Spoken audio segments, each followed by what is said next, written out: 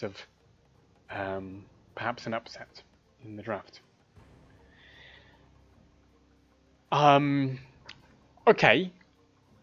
What Don Fedoras are probably doing right now is they're saying, look, let's calm down. It's a best of 5. Game 1 doesn't mean that much. We just have to sit and think about what we're going to change.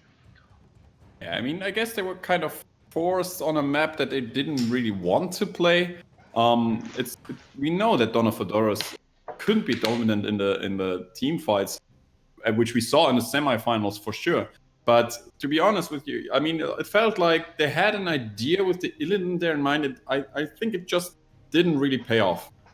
That Illidan split pushing, and as you said already during the draft or immediately after the draft, they already had the camps covered kind of with the Rega and every stuff like that. And on the other side, the team fight combination was just not strong enough, and the Alarak could not get any value out of it over and over with himself this time. Kind of missing the mage as well there in the setup, thinking about it. Like, you really want an AoE mage somehow. That Jaina was like really, really threatening them and providing with a lot of burst damage. Yeah, I think I agree with that. I think the Alarak and Illidan didn't work too well together. I would have liked to see Skullcracker on the Mirrodin just to try and deal with Anduin and Tyrael a little bit more. Just keep just a little bit more interruptions instead of giving the axe. You can't guarantee it's going to save you, but you can threaten it a little bit and make Anduin and Tyrael think twice about when they're pressing their heroics. But it's not the end of the series by any stretch. But I mean, Don Fedoras at the draw show, like we said, they were voted the most likely to win the Legendary Cup with 19% of all votes, and that was when there were 16 teams in it. Team Snore were voted second most likely at 12%. But this first game looks like it could be the beginning of an upset, doesn't it? It sure did, but I guess it's going to be interesting to see if we have a more micro-based map, not like Cursed Hollow, and we do have Dawn of Fedoras up with the possibility to go for a map pick here that they really want to go for. Apparently, just as I say, they decided to go for the first pick here. I just read it. So Dawn of Fedoras have chosen to go for first pick, and Infernal Shrines has been picked by Team Snore. So that's going to be. It's going to be. I mean, this is what we call the standard map. There's nothing too unorthodox in it, and we've seen all of these teams that we played today play incredibly well on Infernal Shrines and really know the map inside and out. What do you expect that Dawn of Fedoras are going to do differently here on Infernal Shrines? I'm actually really surprised that we see Dawn of Fedoras letting through another map pick towards the side of Team Snore, and I'm not sure. Like, I don't think they have a certain map plan already in the back of their mind because they're just confronted with the map. I think we saw Team Snore actually winning Infernal Shrines twice today. I think they are very comfortable with Infernal Shrines, and we're gonna see that focus on the Johanna pick here. Would be surprised actually if we either saw an Alarak ban or pick. I guess this one might be one of the games where we actually see Alarak pass completely through. And but this time for sure, we're going to see more AoE mages on both sides. Kind of expecting that. Yeah, I think I agree with that. Kael'thas maybe prioritize Jaina, Gul'dan even. By the way, thank you for following everyone who's been following today, who's been helping to support Heroes Lounge as well.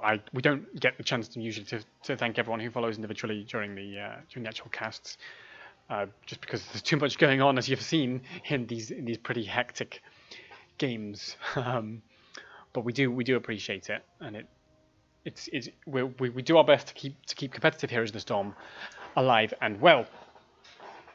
Right, we are almost ready to go into Infernal Shrines. So, like you were saying, we might see a slightly different draft here. I doubt we'll see an Illidan. I doubt we'll see any kind of global threat. I mean, earlier we saw a false start on Volskaya, so, you know, what do I know? But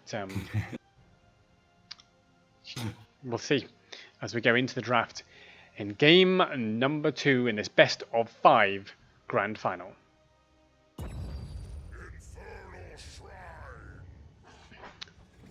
So, what's the... I'm kind of expecting a Johanna ban, to be honest with you. Because we do have first pick on the side of Donna Fedoros, and they don't favor Johanna as much as the team of Team Snore does.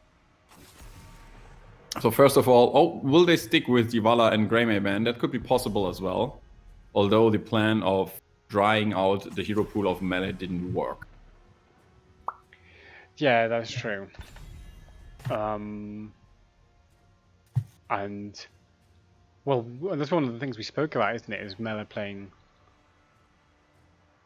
her Jaina rather than the auto attack Hanzo, but they clearly don't like the Hanzo being picked up there. So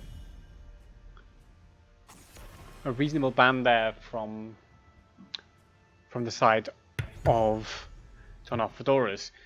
Hanzo is as well also good on the shrine clear in particular. So what's going to be first pick here? Is it going to be a tank Johanna? Johanna's the obvious choice to me. Miss Johanna, boom. That's what I'd be. I wouldn't think about it 1 second, but maybe they do have to further draft plan and discussing it. I would be surprised to see anything else here. Yeah. And there they go. Solid first pick there from Mist is the Johanna. What's the natural response to that? I mean, you can pick up the ETC, although he's not, you know, it's not so good against the Johanna. Yeah, it's usually the other way around, but I would expect, like, we see the ETC coming in here. I would still see kind of a good tank against Johanna is the Garrosh, although Garrosh is kind of really weak on Inferno Shrines because it's hard to really get the heroes with the throw there. And not accidentally throw any minion here. So we see the ETC picked up here, and the Greymane as it was still available for them. And on the other side, we see Blaze and actually Tyke coming in. Kind of surprised by that because I don't think Tychus is the one hero you want to play into an ETC. ETC does not have that much of a health pool, which would be good for Tychus. And ETC does provide a lot of CC, which you not want to face with the Tychus. Yeah, on the other hand, Tychus does have Odin, which allows him to dodge a lot of CC effectively. And it is also, I think he might also be assuming that they're going to take a second frontliner in the form of, you know, I was going to say Blaze, but of course Blaze is already gone, but something like that from the solo laner. And we might see an RL coming in, but even against RL, you might have some problems with Tychus to really provide the damage. And I'm really kind of surprised that we see those experiments coming in from Donna Fedoras. Or, like, it's not experiments. We see the ban against Alex Strasser, by the way, makes a lot of sense in my opinion. And immediately the Ana ban coming from the other side. So supports are getting more narrow, but the Anduin is still available. And I guess with the support bans, we're going to see a pick there now. Anduin or Malfurion are gonna be probably picked here. What's the thought here? I don't really know which direction they're going to take. Okay, they have gone for the Kael'thas because we talked about the importance of an AoE mage. Yes. On this and map. They actually go with the Rhaegar here instead, and with the Ana band out, that might help him. And I still feel like I'm not sure if we really get the Tychus value in here. And I'm surprised to see him that early picked. Usually I see Tychus only as a reaction. And what I was thinking about was, like, this is the second game on the best of 5 series of the grand finale of the Legendary Cup. And yeah, if you lose this game, you're already 2-0 back and you do have a lot of problems. And now it all of a sudden makes sense. Speaking of spicy that draft, is something completely different now. that's changed things up. I mean, I get okay. So ETC slides somebody, Medivh protects them. Blaze has the bunker an option, but apart from that, what else is the idea? I mean, that's got to be a Tormented Souls Malthael, right? It can't. I don't know. I don't think you're going to get that much value from Last Rites against the Medivh. No, I'm pretty sure you won't. It can be that you can wait for the shield until it has to be used on a target that is focused by the Greymane and the Kalthas. But I think with that front line, that won't be too necessary too soon. So Medivh could wait for the Last Rites to use his shield there. And yeah, I mean, you do have a heavy front line. You can make the Arcane Explosion work against this high burst damage that is coming in from Kalthas and Greymane. And yeah, you can stick together after level 13, although you might not want to do this against Kalthas, but with the Arcane Explosion from the shield, you can actually negate that. So yeah, gonna be interesting to see if this pays out. Still not feeling the Tychus in it, to be honest. So I'm still surprised by that. Yeah, well, I think it's obviously something slightly unusual. Maybe there's something they've practiced, but we'll have to see how it goes as we go into game number 2 and this best of 5, our grand final for the Heroes Lounge Legendary Cup. On the left, in blue, it is of course Team Snore with Mela there playing the Kael'thas. We have Rhaegar played by Snaky Boots, Rafaloy played by playing Malthael, Erwin on Greymane, and Emperiz on ETC.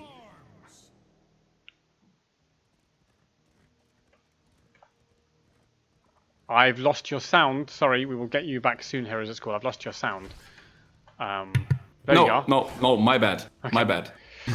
I'm back. Let me quickly announce we have on the side of Dawn of Adoras, we have Brett Bucket on the Blaze, Mist is playing the Johanna, Ruini on the Tychus, Arunas on the Medivh, and Aloname on the Anduin. Okay, so these teams are both playing fairly ordinary. By the way, Medivh not going for Portal Mastery. Now, normally when you see high-level Medivh play, they go for Portal Mastery because it allows you to place portals without putting yourself in any danger. Save your teammates and no threat to yourself. And gives a bit more versatility to your portals. But here Medivh going for Winds of Celerity.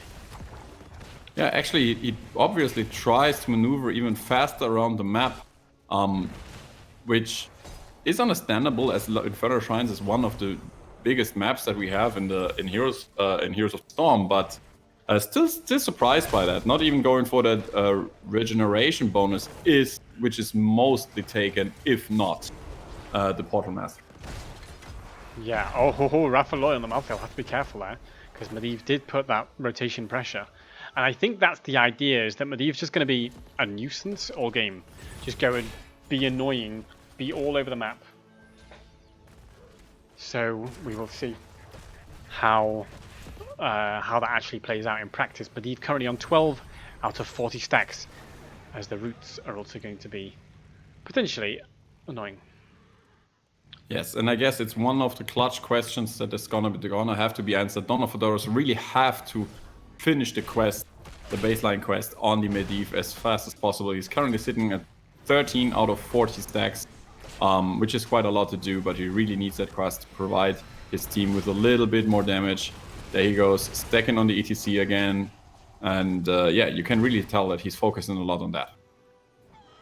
Yeah, absolutely, and I guess Blaze, the plan of Malthael is to double soak top and mid, but I don't know that Blaze can actually keep up with that in terms of soak. So that's why Medivh and Johanna are sort of rotating a bit to kind of put a bit of pressure on the mid as well. Hello Blaze, speaking of, can Medivh protect you? Yes he can, but he can't give a portal remotely unless he's, unless it's directly to him.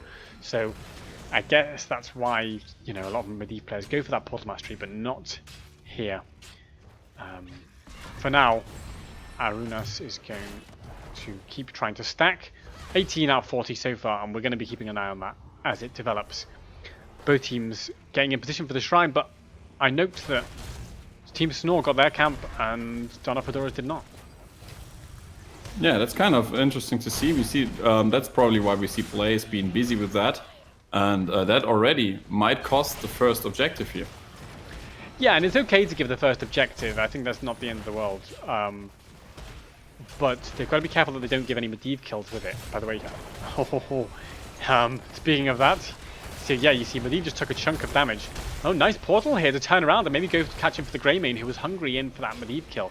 They really want that Medivh kill, and now Blaze is arriving. It's on 32 so far, so I suspect this can be finished by Team Snore, but maybe they'll take some casualties along the way as Mela is getting caught and body blocked to hell by the Firebat. And that's doing pretty well for Medivh. 30 stacks out of 40, and the first 2 kills of the game go over to Donna Fedora's. 38 out of 40 on the minions though. Punisher does go over as predicted to Team Snore, but at what cost? You know, if they use 3 heroes for it and give Medivh, 34 out of 40 stacks, maybe they're not so happy with that. Yeah, like we said in the last game that we saw, that first Punisher is actually not as valuable as 3, or in total I think we had like 4 kills at least for the side of Donna Fedoras. And I think I would value that over that as well. Oh, nice damage coming in on the Medivh, but the shield is ready. So he survives for another day. And I'm really surprised, like, I guess that's kind of what good Medivh players do. Like, he was escaping somehow with the shield. Meanwhile, they get the kill against Greymane. And immediately after they got the kill, thinking about a re-engage. So, as a low-ranked player, you usually use your shield, save yourself, and then try to portal to get into really even more safe spaces there. And this Medivh actually here we saw Arunas actually taking the shield on him, and once he saw that he's safe for the moment, immediately using the portal aggressive and getting good damage in the backline, resulting in the kill of Kalthas there early in the Shrine phase. So yeah, strong performance by him so far. And he's about to complete his stacks. He's on 39 out of 40, and there you go. Oh. Just lands to complete those there. Yeah, 5 minutes into the game, that's probably as good as you could have hoped for. ETC sliding in, no slide available for him for the moment. We see some shield coming in for the Johanna. Arcane Explosion not yet there, but still the ETC is dropping lower and lower. And even Blaze was ready to go in and get a bonus fight of a 5v4 situation there. Yes, so it's a 3/4 of a level lead here for Donna Fedoras, looking a lot better in this game than they did in game number 1. And they're about to get level 10, and when they do, they might try to be a bit aggressive with it. So such a clutch timing here on that enemy siege camp. They know they had this small window where they had a 5v4 situation with the 9 against 9 situation, and now they immediately are on the retreat as the level 10s are here. But they were able to steal the camp, and now they have the time to wait for their own level 10. There's nothing left to do on the map except for the Bruiser camp on the side of Donna Fedoras, but that's not easy to invade anyway. I'm surprised they didn't try to force an engage harder with Leyline Seal or something. Although, it's a big cooldown Leyline to commit for a potential engage, and if you miss it, then you've wasted a big result. Level 10s are in for both teams though. It's Cursed Bullet for Greymane, Ancestral Healing for Rhaegar, Mosh Pit for ETC, Kalthas with the Phoenix. Malthael still picking. We were talking about probably it's going to be Tormented Souls, but he's gone for the last rites. He's actually really gone for the last rites. I guess we know that Medivh... Oh no, Medivh actually did not go for the Arcane Explosion. There we saw him try to go for the Cursed Bullet, but Cursed Bullet actually missing the Johanna there.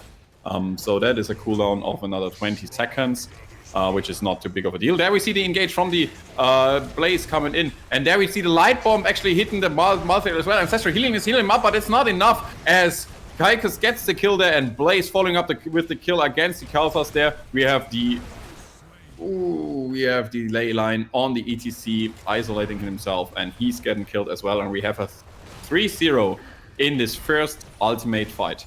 Yeah, huge leyline seal to engage there, and the remarkable coordination from Donna Fedoras showing how they became champions of Division 3.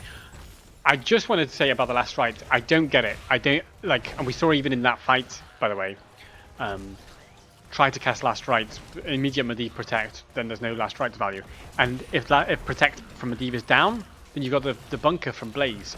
So there's just so much protection there for that sort of damage that I don't think Last Strikes can get value this game. But we'll see, of course. Obviously, Rafaloy has a plan in mind.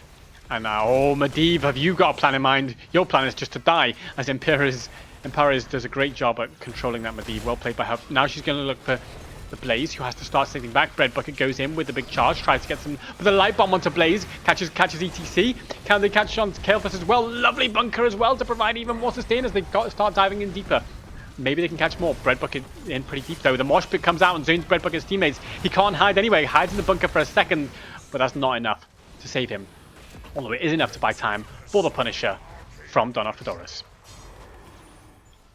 Every member, apart from that of Team Snore, is actually so low at the moment, barely making it out alive here. We see Irvin and Rhaegar basically on no health at all, and there we see ooh, that's really comfortable, forcing Rhaegar to interrupt his teleport back, as he had to help out his body on the ETC again.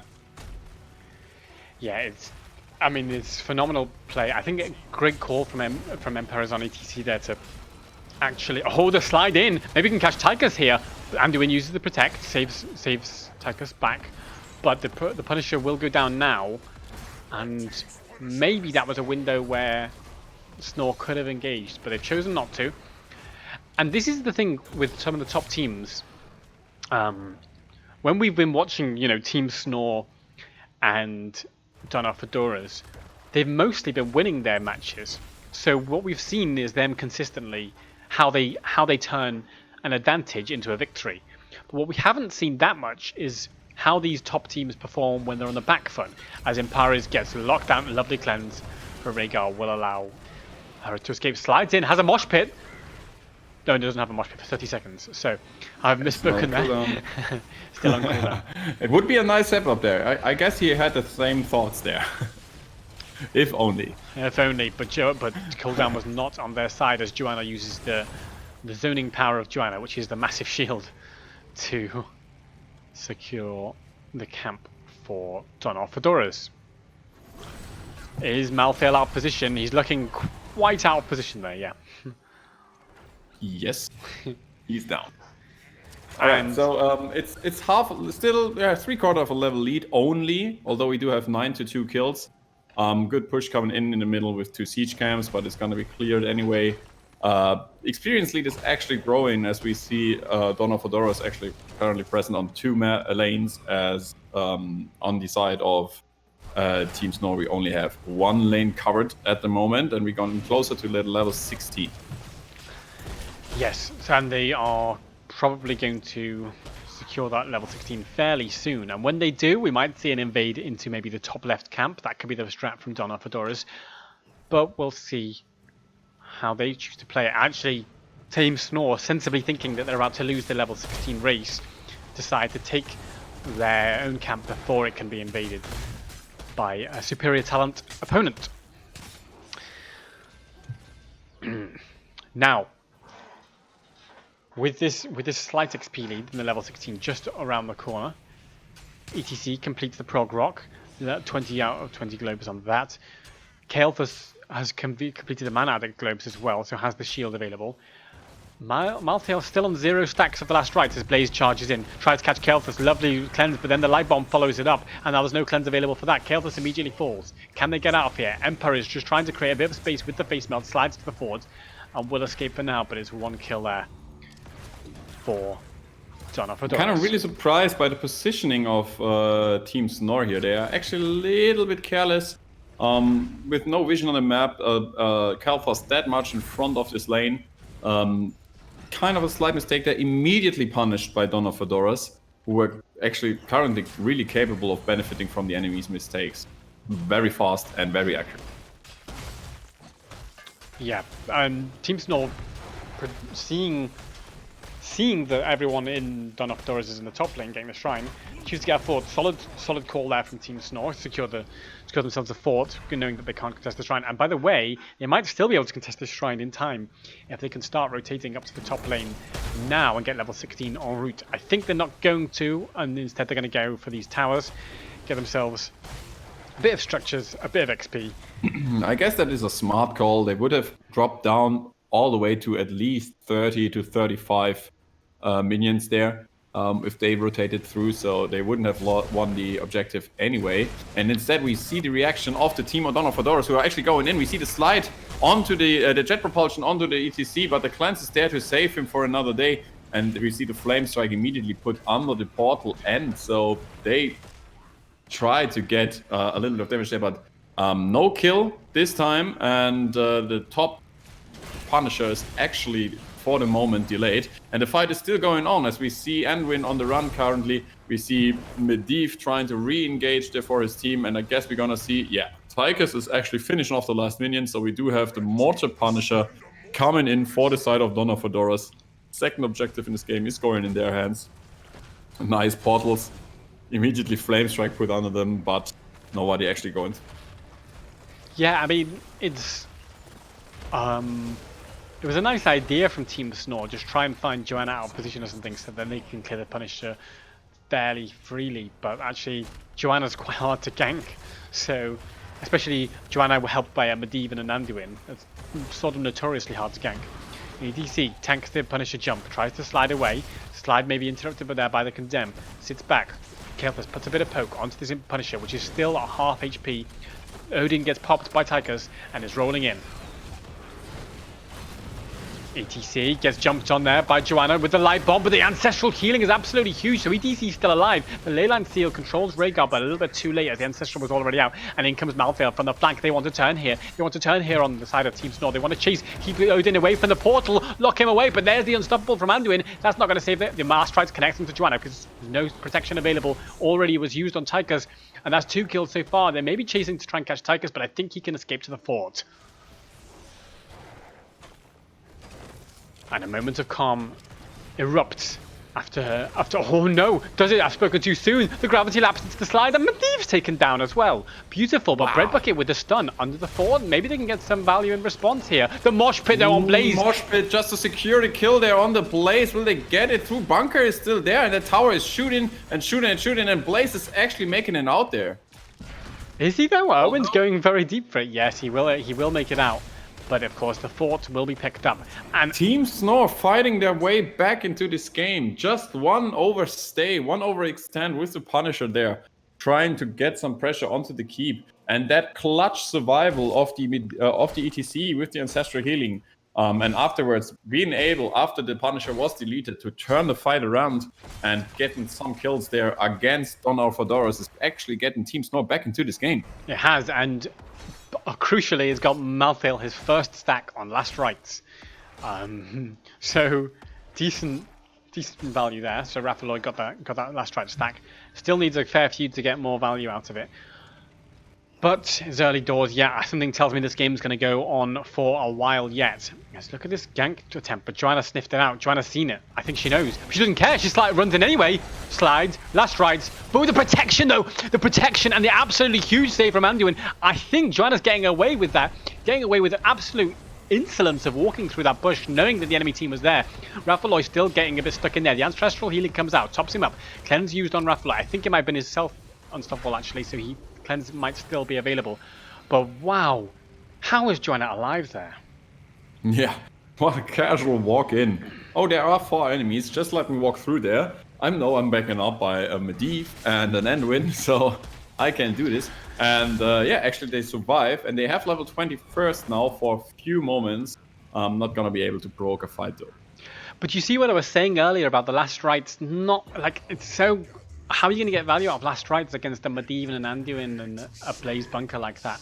Like Joanna, we saw there, just didn't care about taking Last Rites because Medivh was ready to protect, Anduin was ready to pull out, and Joanna lives, and Last Rites used. Now it's back on. It's back off cooldown now though. Raphaeloi, can you survive? Unstoppable comes out the cleanse, but now eventually Malthael does get picked off. Bunker used to shut the door on ETC as well. Where can you run? Use the face melt to try and create a bit of space. That gravity lapse was clutch. Wow. Is this a turnaround? Is this a turnaround? They're going to get Joanna as well. Presses the Iron Skin, has a huge, so the Undestructible has a huge shield there. Perez, can you chase here?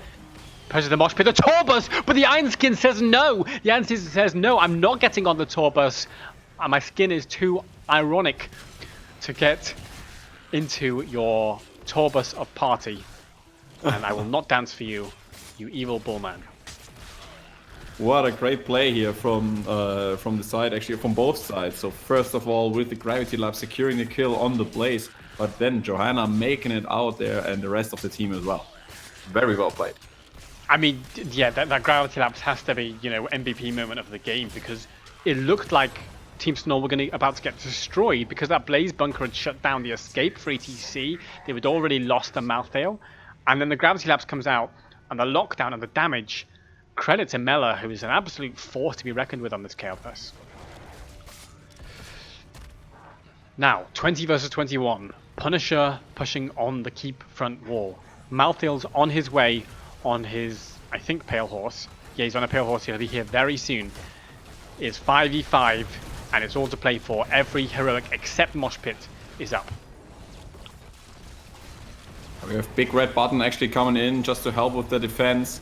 It's gonna probably provide a lot of damage, and it's helping out with the zoning there. We have the shield coming out on the Johanna, and she's looking really healthy to protect her. Not protect her. The Punisher is actually dropping lower and lower and lower, and we have Blaze with the self-cleanse pulled in the perfect timing there. Oh, Punisher is about to fall. We have a shield against on Medivh himself. The keep is down, but it looks like we won't see getting any more out of this. And there we see, just as I say this, we see the re-engage coming in. Last Rites is on the Medivh, but he survives it for the moment. We have Leyline Seal actually crossing around and hitting three members there, but still they go afterwards, as we still see. What a clutch teleport there from the Tigers, but he makes it out. And they apparently want to go for core here, although 5 members of the team of Dawn of Adoros are alive, so they now decide to retreat there. And Greymane just getting another few shots in onto that Johanna just to scare her away. The confidence of ETC, who did not have Mosh Pit up, by the way, did not have Mosh Pit, and just sees the Johanna slightly out of position, slides in, tries to get the kill, and the last strikes was used, but again, Medivh Protect, always ready for that last strike, still on 1 stack on last strikes in the whole 20 minutes of game. Medivh sniffing out, keeping an eye from the sky on what everyone is doing.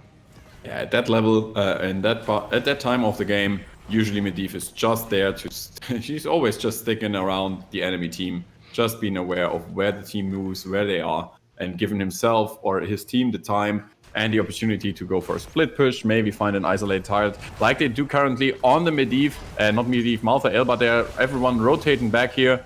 Lens is there to save him, and Flamestrike trying to find for an opportunity to fight. Maybe we see Malthael going afterwards, and these 5 members actually chasing the other 4 there. ETC is still going after them, pretty aggressive here on the mid. Meanwhile, on the mid camp, we get the mid lane fort. Mid fort is falling to a camp. Let me put my words together in the correct order. It's been a long day. It's been a long day. Yeah. I mean, Emperor has to be one of the most aggressive Mosh ETCs I've ever seen. Like, you know, we were talking earlier about if you're ETC and you're too aggressive, you can get really punished for it. But Emperor is really showing how to play aggressively here, putting so much pressure onto Dawn of Adoros. They're like running away. They're like, what? This ETC is gonna threaten us. Brilliant play from ETC here in just creating space. And I'm really surprised that it's actually working so well, because don't forget they are facing a Tychus. So you don't want to really risk your life too much to a Tychus here. Yeah, and a Johanna as well, and of course the portals, which could be used to wrap around ETC, and yet it's just being perfectly calculated, and just the ATC is just holding that positioning so well that it's creating the space. Everything is back up. This is going to be surely the deciding team fight of the game. It surely is, and it has to be quick on the side of Dawn of Adoros, because the bot lane will be pressured soon and it will do core damage, so they have to deal with this. And they really have to go for a quick fight, win it or lose it. Yes. Do or die situation here. We have Big Red Button coming in.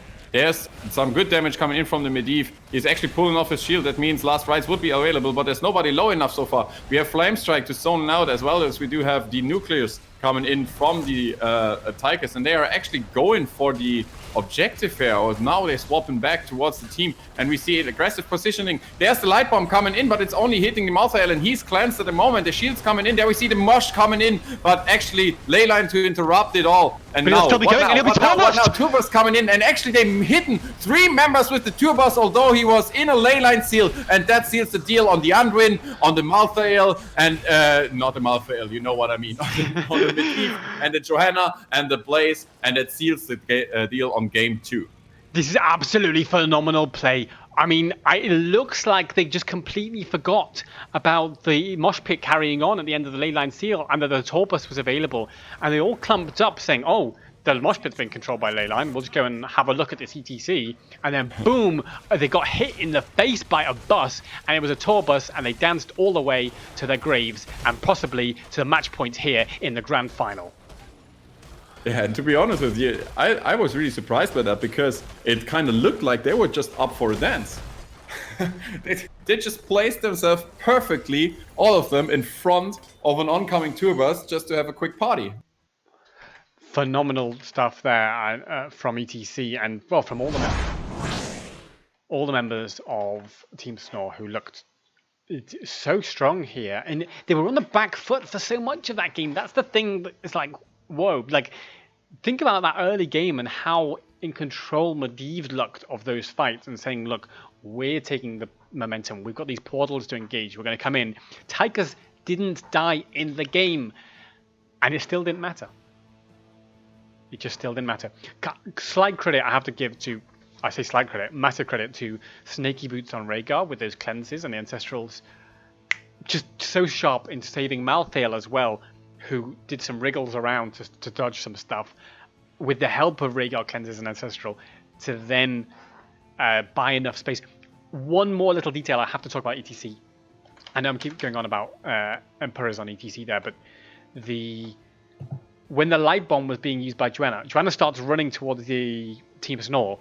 ETC just presses face melt, just boops it back, and the light bomb only hits Malthael, making it a small stun on Malthael who could handle it rather than on everyone else. And that's when the setup for the mosh pit began.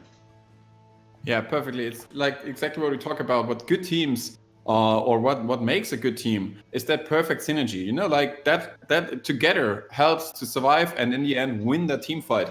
With the with ETC isolating the light bomb on a single target.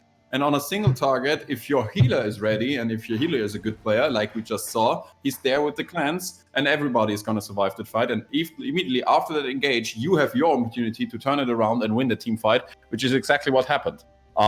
We had some few mistakes afterwards, like not dodging the turbos. I'm not sure if they forgot about the turbos or if they just messed up the interrupt there. I guess they could have had enough interrupts there with the Blaze if he had his trade ready to be unstoppable and go for jet propulsion. They had the Johanna, who could have easily interrupted probably.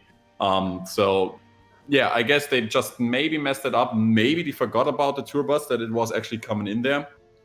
But then the fight was decided. Definitely. Yeah, I don't know what more to say. I mean, just I guess it must have been an oversight on that tour bus. Like, why else would you pile in front of an ETC? I think they forgot that he had tour bus. They were not in the mosh, they were in the tour bus, but they'd seen the tour bus before that. It's not that they hadn't seen the talent, because he tour bused the Johanna earlier, or missed the tour bus on the Johanna earlier. So she missed the tour bus on the Johanna earlier. And I can't imagine that either. I mean, especially on that level of gaming, usually if you're facing an ETC, everybody is looking for that level 20 talent that he picks. Not only for a tour bus, but especially also for the death metal that you have to be aware of. You can't and the bolt as well when you think you've won it. And the bolt, and so basically all of ETC's level 20s you have to keep an eye on. Yeah. And I suspect they have, but then in the heat of the moment, you know, the pressure of the game, the pressure of they're all saying, look, we've got an advantage, let's go in and get kills. Great ley line, by the way, but you can't always capitalize on a great ley line. Ooh. All right, so I mean, all in all, we've seen 2 games of this grand finale. We've seen an Illidan comp, we've seen a Tychus and Medivh comp. which both we didn't see yet so far. And I'm kind of surprised that we don't see the Fedoras from the semifinals. Like, they don't run the combos they had there. What do you expect? Will they try to swap it back to the original plan they had, or to the strength that they had? Well, it's hard to say. I mean, so they went 2-0 against Northern Exposure, and honestly, they looked very confident, very smooth, nothing too spicy in their drafts in that match against Northern Exposure. Here on the side of Donor Fedoras, they're looking a little bit more uncertain, and so in that early game they were winning, and then in the late game, once they'd made a few mistakes, they just sort of looked a bit rumbled by it, and where do we go from here? And they were kind of waiting for ETC to make the initiation, and it didn't quite work out for them. And trying to block out that Malthael last rites. Yeah, yes, you can block the last rites. By the way, still only one stack at the end of the game. But if you spend everything blocking